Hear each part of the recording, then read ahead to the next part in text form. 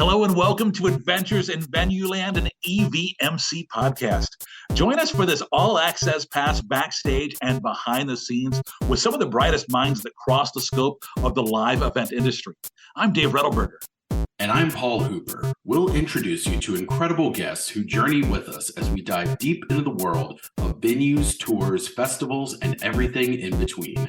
Grab your laminate and meet us in Venueland.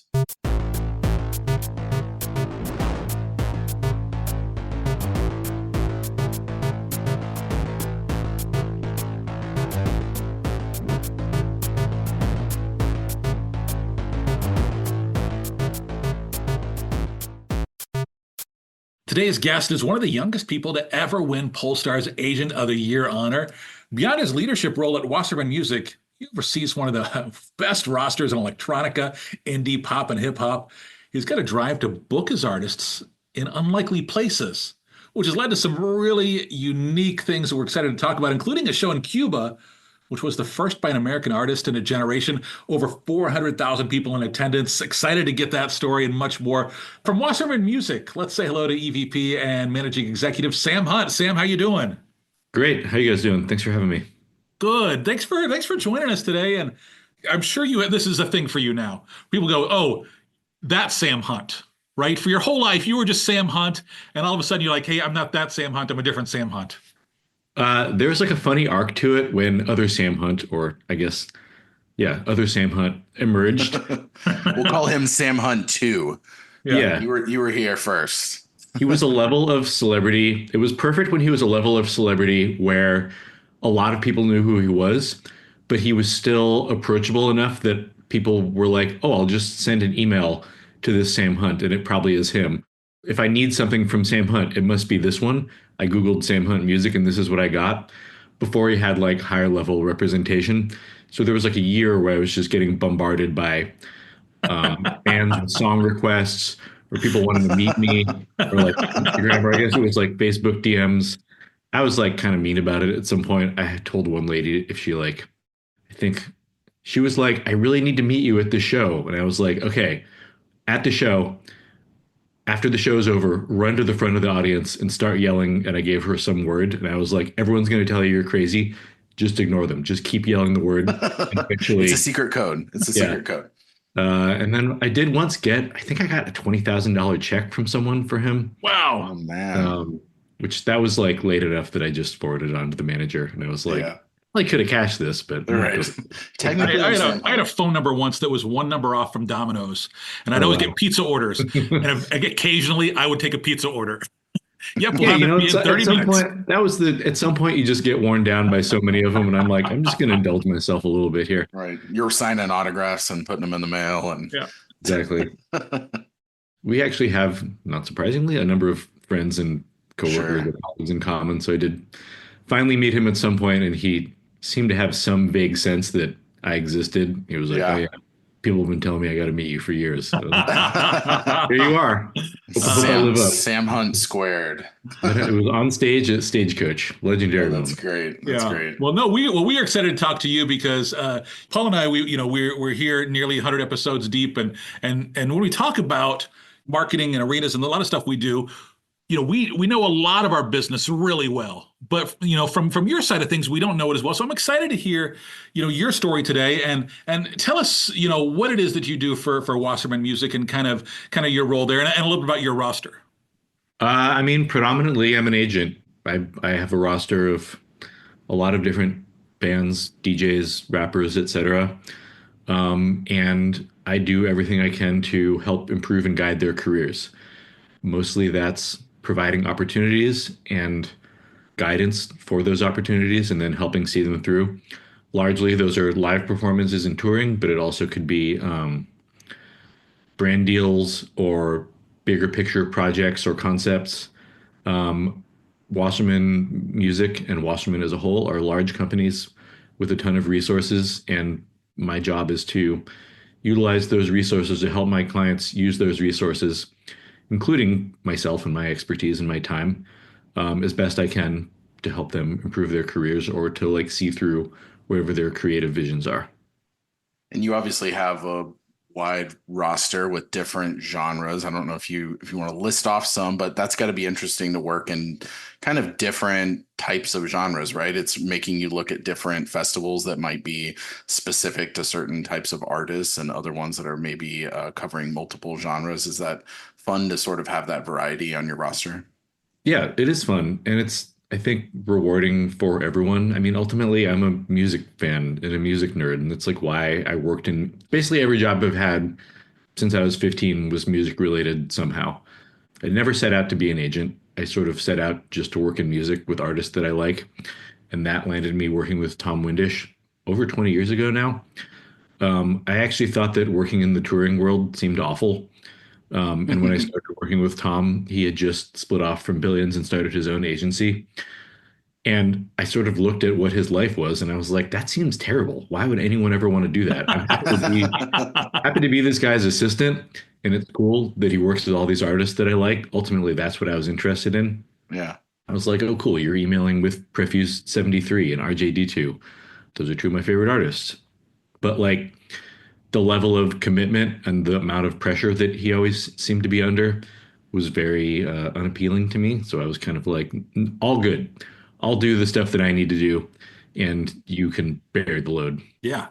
And then over time, I was sort of like, yeah, maybe it's not so bad. Maybe I'll start picking up some of my own stuff if you let me, which he did.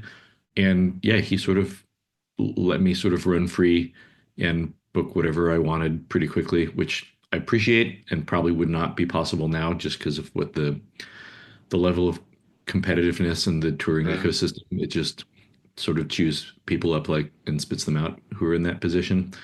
But I was lucky to work with Tom and lucky to do that at the time that I did. And so the artists that I started booking were just sort of not in any one particular genre because that was not what I was interested in. And I was not like scouring just the hip hop landscape or just indie. I was sort of listening to this and that. And Tom booked a lot of different types of things too.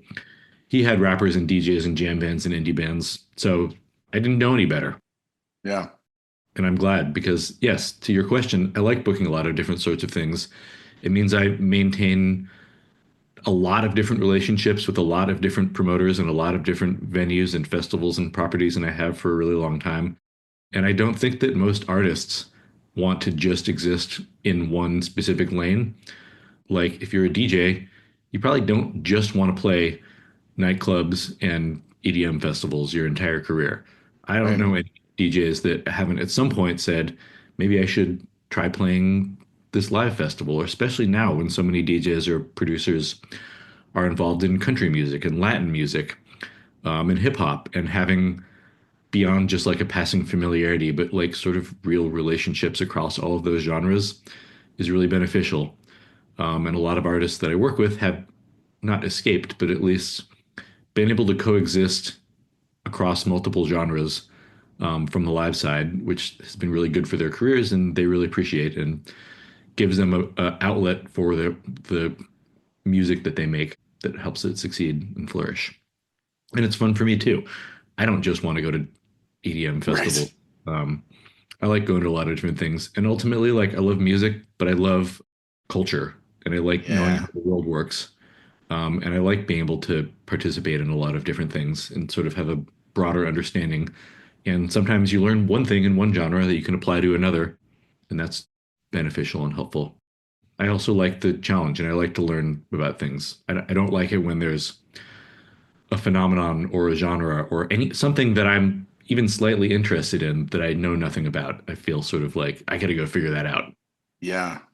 How do you stay on top of new music? Because it's so everything is so fractured these days. Where you're listening in the pockets and what's hot in different communities, and even on the arena side, we'll get an artist occasionally who they're going to book a show, and I've never heard of this artist, and then they end up selling 10,000 tickets out of the gate, right? So what do you use to stay on top of new music trends and those kind of things for you personally?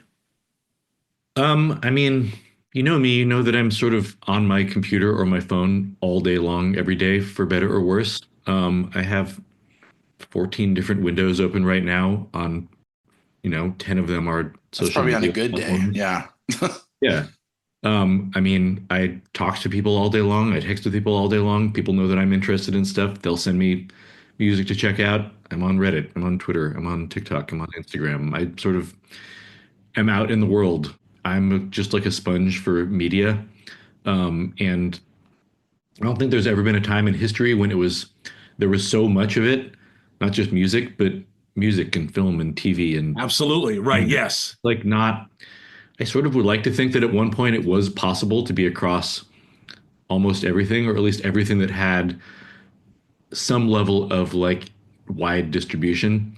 And I Right. don't know when the scales tilted on that, probably like in the mid or early 2000s, but it's not possible, like not even close. So, I just try and stay across as much as I can. And Dave, like, I'm like you. That's literally my life, livelihood, job, obsession, whatever, to know about all of this stuff. And yeah, there's arena shows that happen here that blow out of things that I've literally never heard of. Yeah. Granted, a It's lot of those are part of art. Those An arena show that sells out for an artist that I've never heard of, 9 times out of 10 is part of like a subculture, Right. um, more than likely an ethnic subculture, like a Korean act or like a South Asian act or something like that, that I'm just not across the like nuances or in depth on that world. But I'll still try and learn. If I see that it does well, I'll go try and figure out what it is and what their story is and who works with them and listen to the music. But yeah, there's large artists out there that I don't know who they are, and I have come to accept that. It took me a long time, but yeah. I know it feels like I always feel like I'm missing something, right? And then you go to the show and at least on my side, I'll go to that show and you see the passion there is for that artist and that excitement. And that's what I love is like, oh, this is a whole new area for me to learn about. And I just love that feeling. Yeah, totally. I mean, I'm happy to I go to a lot of concerts too. It's another way to learn about stuff. But just about any event that 10,000 people want to attend and get excited about, I'm excited to go to too. I really like that energy.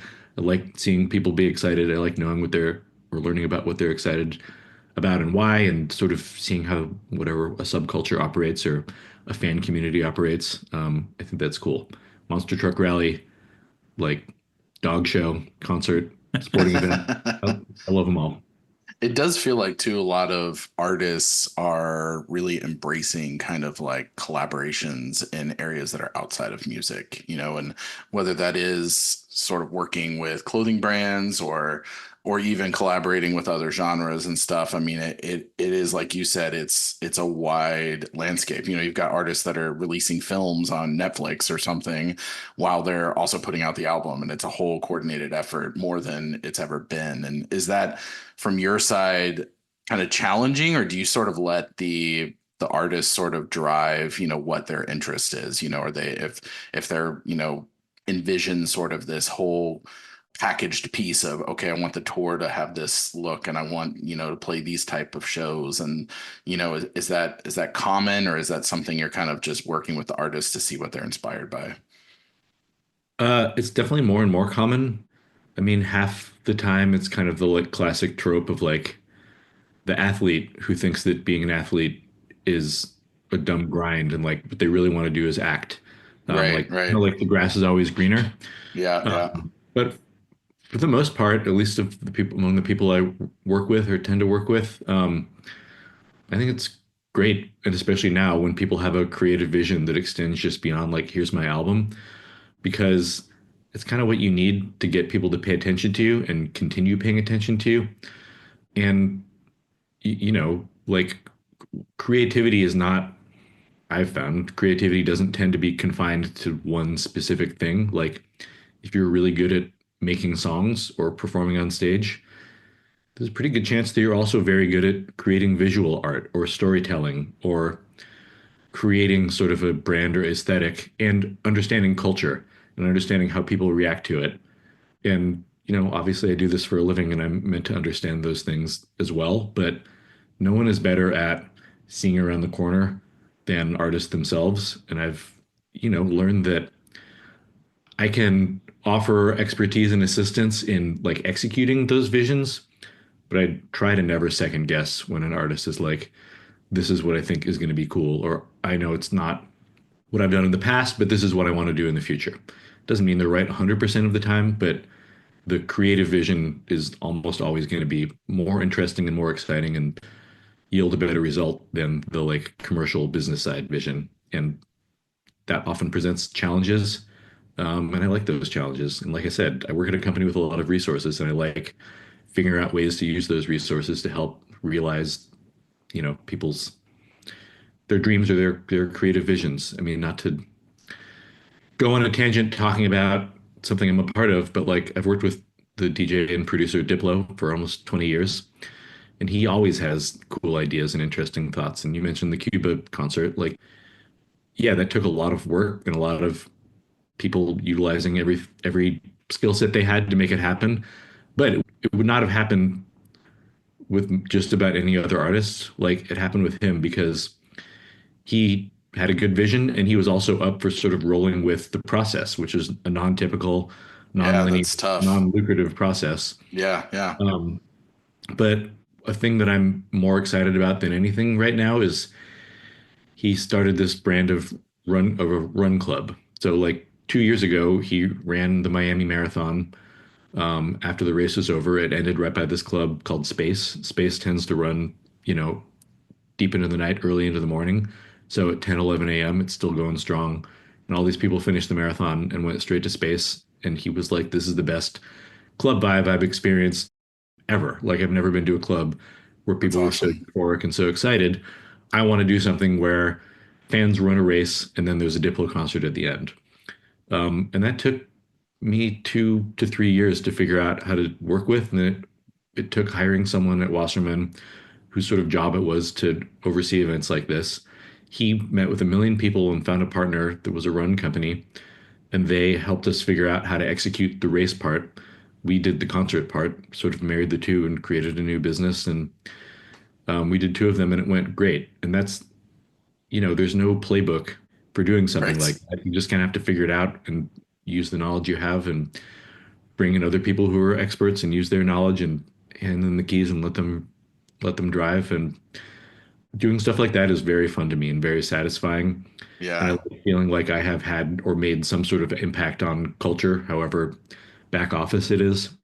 So yeah, I mean, that's an artist that had an idea that was a non-typical idea that was not part of any known infrastructure. And yeah, I mean, but I would not have thought of that. No one thought of that. There's a reason it hadn't happened before because Right. no one in the office thought about it, but an artist did, and then we figured it out, and together it worked. I'm sure that's also part of that drive, right? There's certain people that in an effort to be creative, like you said, if they're creative when they're making music and they're creative in their stage show, there probably are some people that are just almost finding something that's never been done is more successful to them than like actually having, it's like I understand that and I'm not on Diplo's level by any mean, but like sometimes the chase is almost as more fulfilling on like let's try to do it because no one's done it than doing whatever the typical thing is, right? Like can we pull it off? It's almost like that's the excitement. I'm sure that you see that on your side where you're like, oh, that's a crazy idea, that's going to be a lot of work, but also this is a fun challenge on my end is now I get to explore how do we even do something like that, like let's get some people in the room and hash it out. Yeah, totally. And I like using my brain to solve problems. Yeah, yeah. I get a lot out of it. The job is a weird job. I'm kind of like, people are often like, oh, you must be so happy that you're working in music. And I'm like, yeah, I am working in music, but like of all the jobs you could have in music, mine is like the furthest removed from the actual music part. Like Right. Right. it's a lot of like buying and selling and numbers. So when there are opportunities to sort of work more outside of that space and more in the sort of creative thinking building space, I think that's fun and get a lot out of it. Yeah. I was surprised to see Diplo on The Price is Right. That was fun. I love some of the fun, unique stuff that he does. Yeah, he's out there. He, like me, has an unquenchable thirst for doing stuff. Him 10 times worse than me. You've got that great roster. We kind of danced around it, but Diplo, Major Lazer, Flying Lotus, Animal Collective, Run the Jewels, Big Boy, Still Woozy, Caroline Polachek, so much more. And it's a lot to keep track of.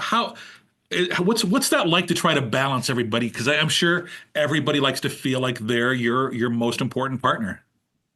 It's kind of like a time management thing, and I think that I just have a large capacity for remembering things and ingesting information and working on it. I mean, I always am sure not to take on more than I can keep track of and more than I can do a good job on. The last thing I want to do is take something on and not do a great job of it. A, because it would be sort of bad for business and my reputation, and B, I would feel uncomfortable doing that. So, as for how to navigate it, I don't really have an answer to that other than I work a lot. I spend, you know, 10 plus hours a day at my desk and then plenty more not at my desk, still working. And I try as best I can on any given day. I mean, right now I'm staring at a Zoom window of you, and just to the left of that is a sticky note with my roster. And I try to at least like look at and think about every artist on my roster for some amount of time every day and to think, what are they doing? What should they be doing? Do I owe them answers? Do they owe me answers? And more importantly than anything, do I know what their plan is and what their vision is? And what do I need to be doing to help further that or advance that? Now, at any given time, like probably half of the people on this list are writing and recording, or not. There's not really much for me to do. And then a quarter maybe are like, I'm out there, find things for me to do. Let you tell me what I should be doing. And then a quarter are like in the throes of a record release plan or like a 3 year or 2 year planning cycle. Sure. And those are the ones that I tend to get more drawn into at any given time to think like, what are they doing next fall? Like, do they have those offers in? Are they confirmed? Like, we were talking about packaging with two or three different people. Where are those conversations at? This person said they were going to send an offer. Have they sent the offer? What's the status of it? Sort of housekeeping, but just sort of general making sure that I am on top of everything. I'm pretty micromanagerial, probably to a fault, definitely to a fault, depending on who you ask, probably most people. But I also, you know, every day is like finals week, where I just Yeah. need all the information I need at all times. Because part of why I'm not great at delegating is to answer your question, like, how do you stay on top of things? Like, if a manager or an artist asks that question and calls me and it's like, what's happening with this show? Why is the Lexington show not sold out yet? I don't ever want to not know the answer to that. Like, if you're a client of mine and you ask me that question, I should know the answer off the top of my head and be able to tell Yeah. you immediately. And that doesn't mean I will actually know the answer why it's not sold out, but I'll know that it's not sold out and I'll know what is being done about it and I'll know what maybe is going on. And I don't want to say like I need to be able to pretend like I know what's going on at all times. Like I don't need to know every last detail of everything, but I need to know more or less what's going on. I need to know what, like I said, it all comes down to what's the plan and what's the vision and what is my role in that and how can I be doing better? How can I help?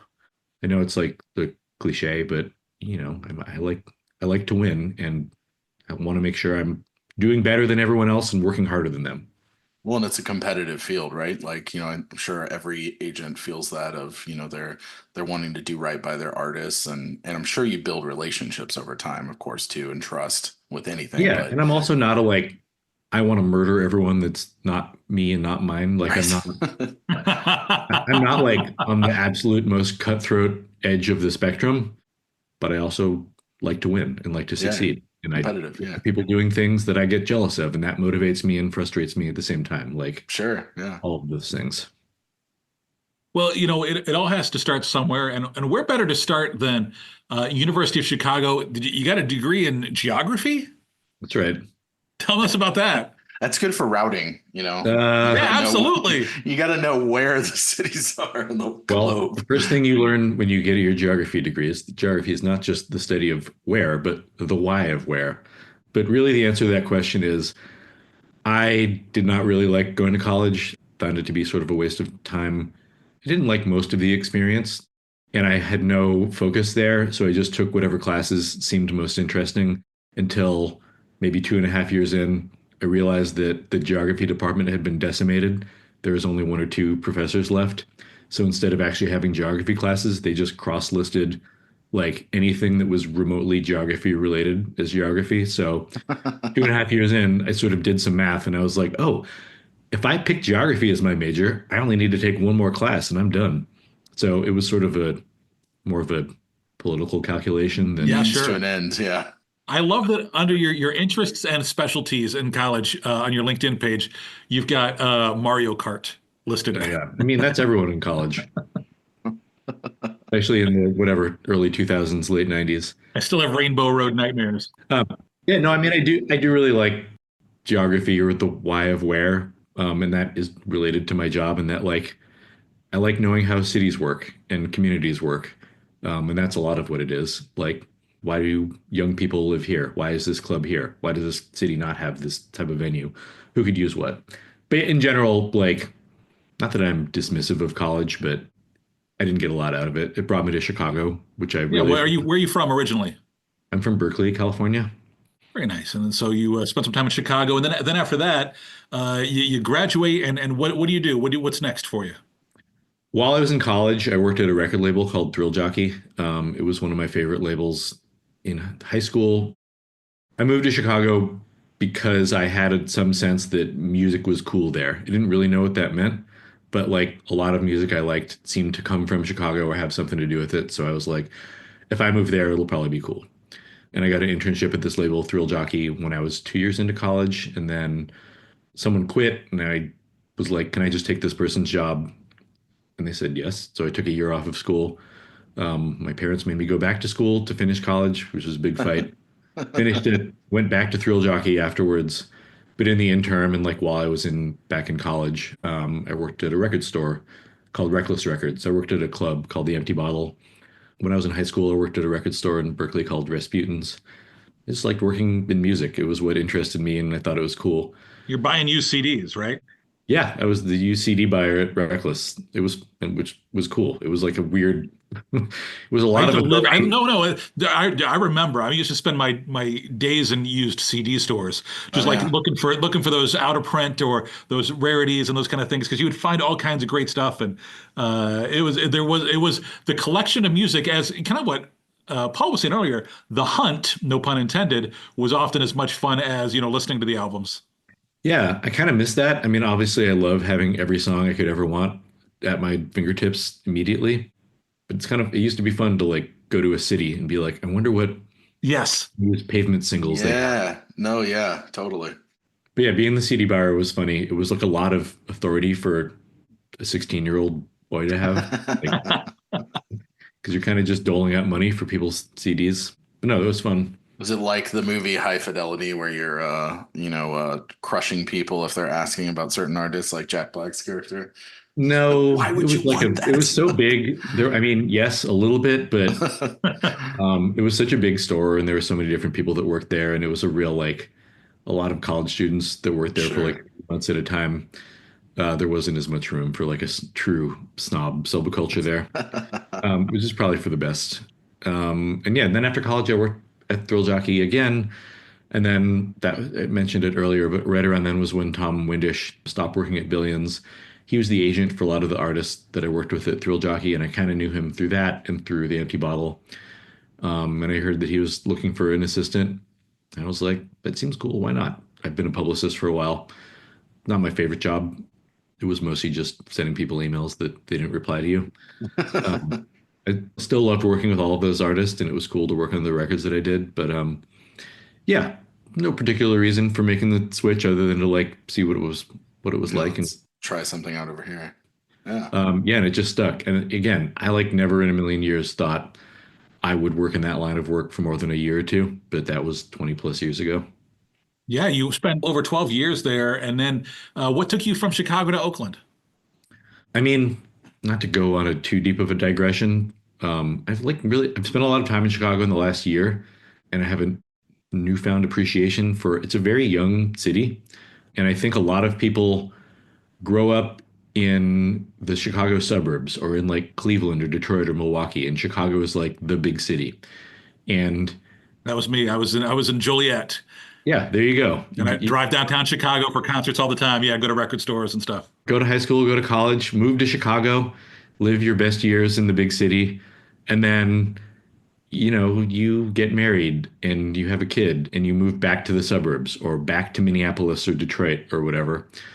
And by the time I was like 30, that was starting to happen to a lot of friends of mine.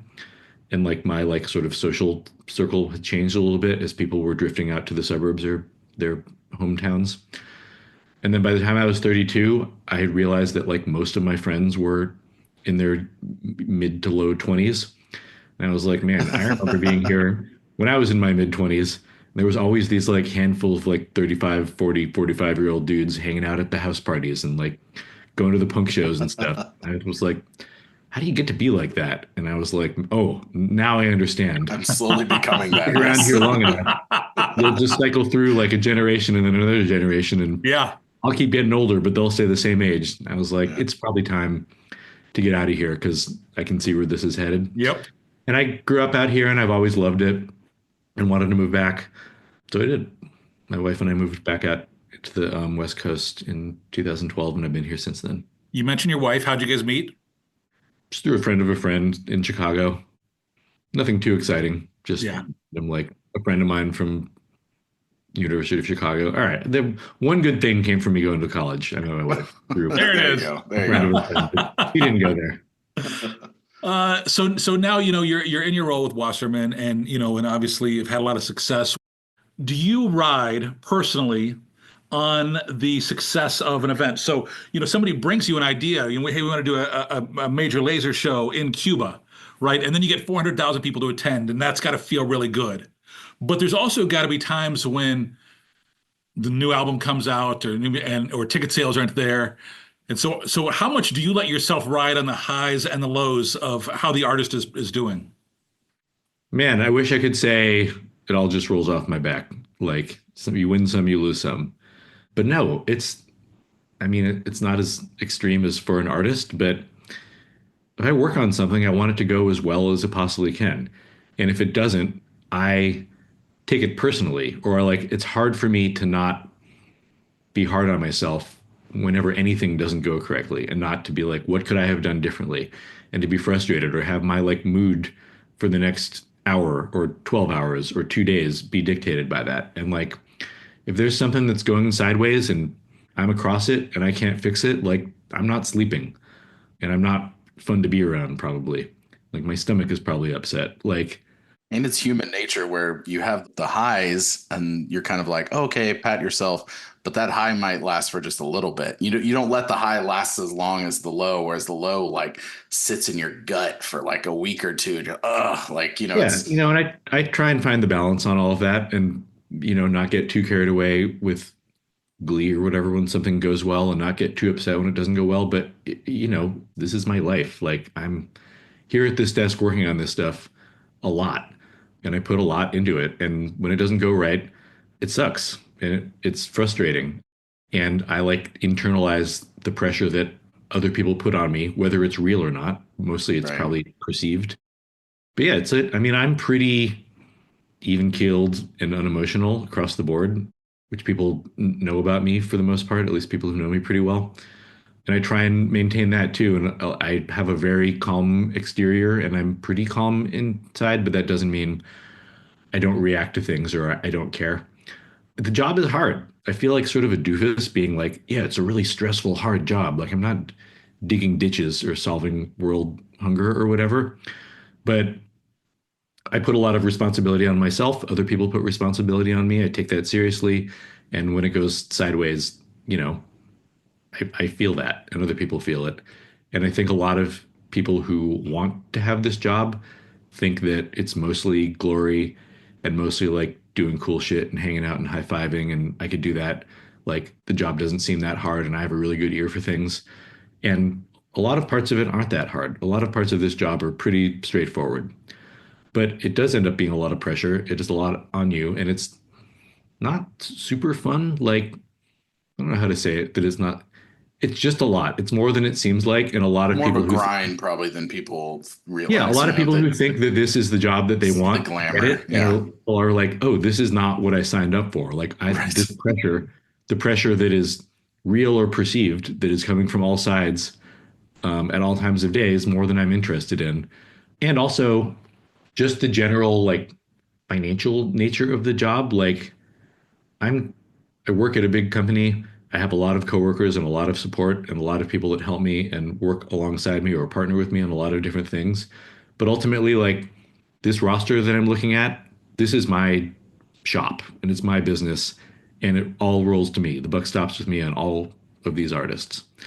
And that's a lot of pressure. They all have expectations and deserve those. So when it goes well, great. And when it doesn't go well, like it's a lot of frustration and people can be mad at you and tell you that you've let them down or whatever. It's a bad feeling.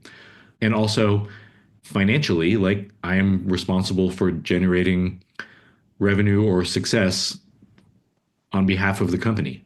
Like every agent at this company, people don't talk about this a lot at agencies, but like every agent needs to contribute. And Sure. I contribute for sure. I'm not like, I've never been in danger of not contributing enough, but you wouldn't know it if you took a step into my brain. Right. Um, Yeah, I get that. No, I get Right. that. Yeah. Yeah. Yeah. Yeah. so you know, it's my shop, my little business that I run. And if you're an agent, that's part of what you have to think about. Like, are you contributing? Are you bringing in enough to justify your salary and having an assistant and utilizing the resources that are provided to you? And that's very hard to do. And it's very hard to build and grow a roster and sort of keep it steady. It's a balancing act, but it just requires a lot of you. And sometimes it's Saturday morning and you don't want to deal with something, but you need to. It's your job. Yeah. It's what you signed up for. And someone is counting on you to deal with that. And if you deal with it, it's dealt with. And if not, maybe it's fine, but maybe it gets worse. Or maybe someone Right. feels like you let them down. And that's the job. And if you can deal with that, you'll probably be successful. And if you can't, probably at some point you'll be like, this is more than I'm interested in.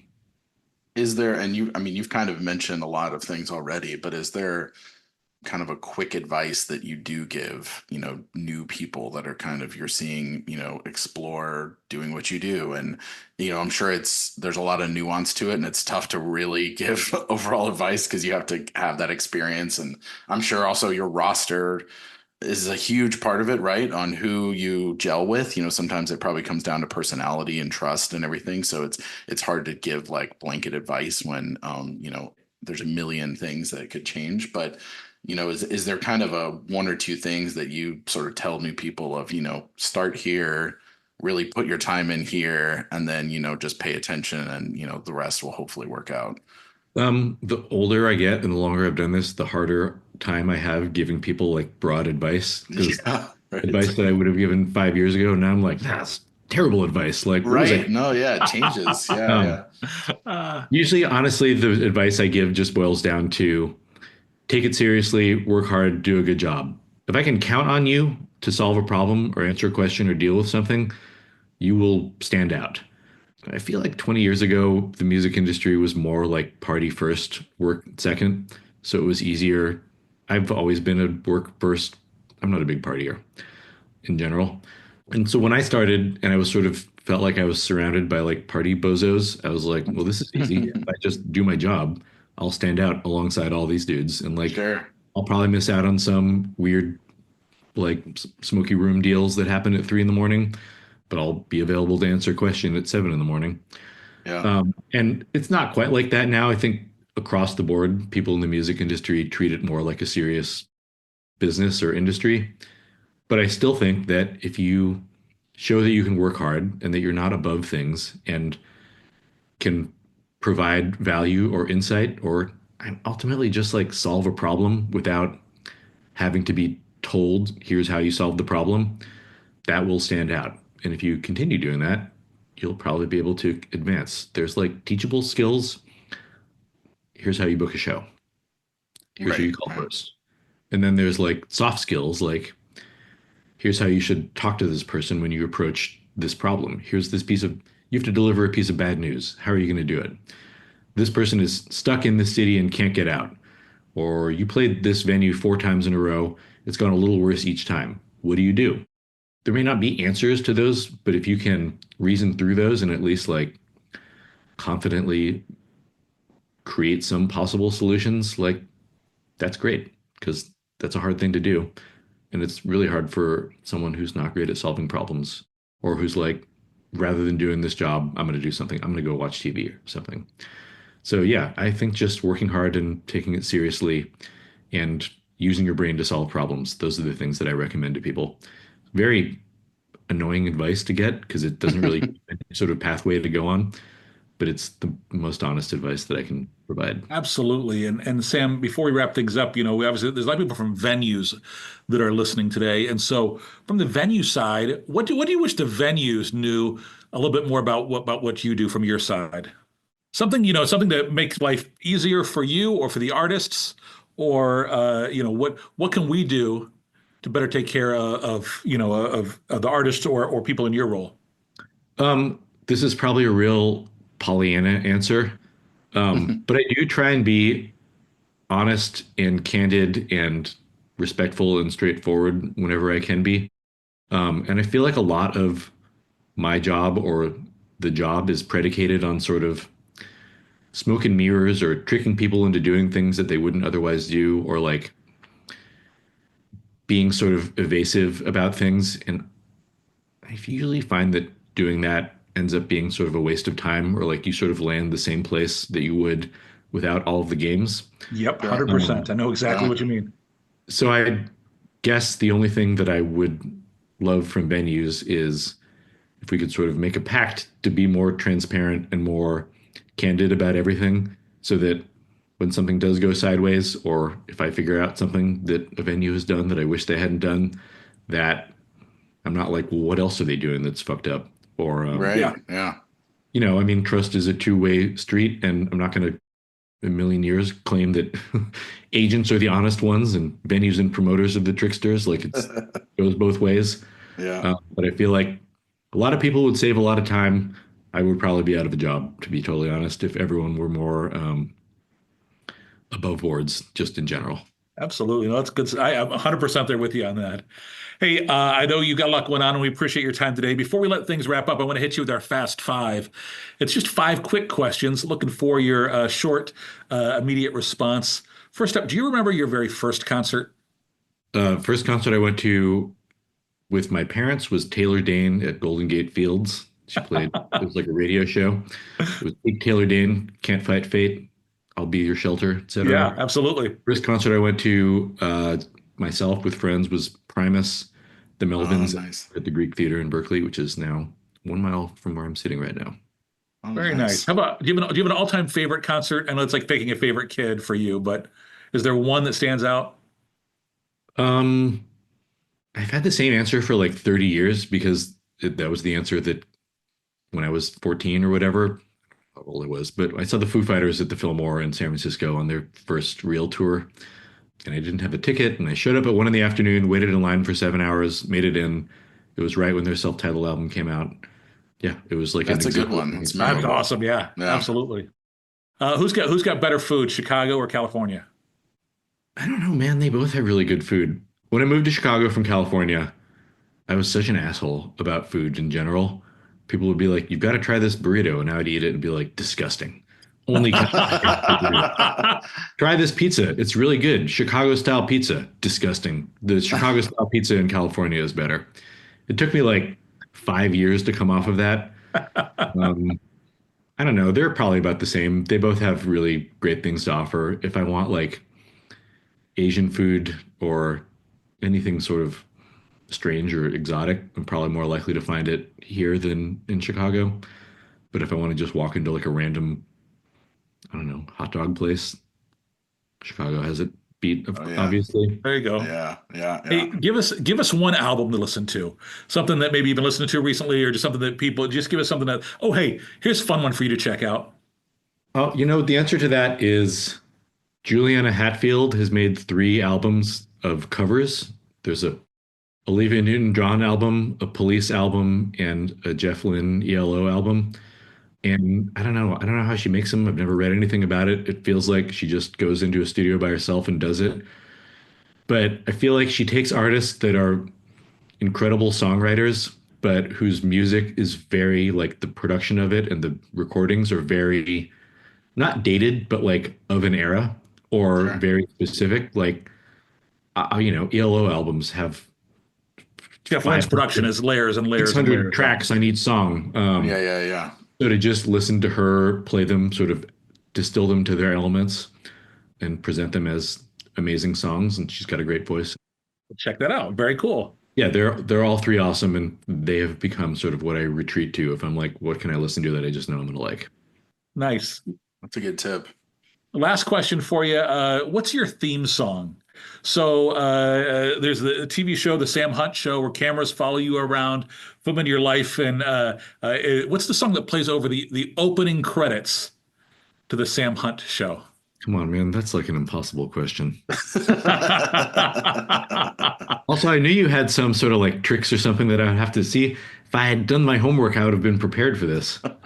That is the trickiest one. Everyone's like, "Oh man," because it's so personal, right? You don't want it to. You don't want a bullshit answer. And you can choose great songs, and then you're like, "But is that song my theme song, or is that just the song I really don't know. I'm gonna like look to at my jam in playlist the car?" Things I like and just pick one that would work. Captain Easy Chord by Stereolab. It's a great There you song. That's cool. Put that on roll of credits. Sound perfect. Subject to change for season 2. I'm ready to change already. Yeah. So if any plugs you want to throw out here, anything that if people want to reach out to you or just anything you want to plug. Once I plug one thing, I got to plug 500. So Right, you're going to look at your list on the left and say, "New album, new tour." I'm easy to find, and more than likely I'll reply to you if you hit me up. There you go. There you go. Hey, really, again, really need to hear about things from a different side of the business. Appreciate your time today and love hearing about some of the creative stuff you're working on. Yeah, thanks for having me on. Nice talking to you guys. And a big thanks to everybody for listening to this episode of Adventures in Venueland. Remember, you can subscribe and find more episodes wherever you listen to your favorite podcasts. We do love your 5-star reviews. It helps others find us. Until the next adventure, I'm Dave Rettelberger. And I'm Paul Hooper. Thanks for listening, everyone. We'll catch you on the next one.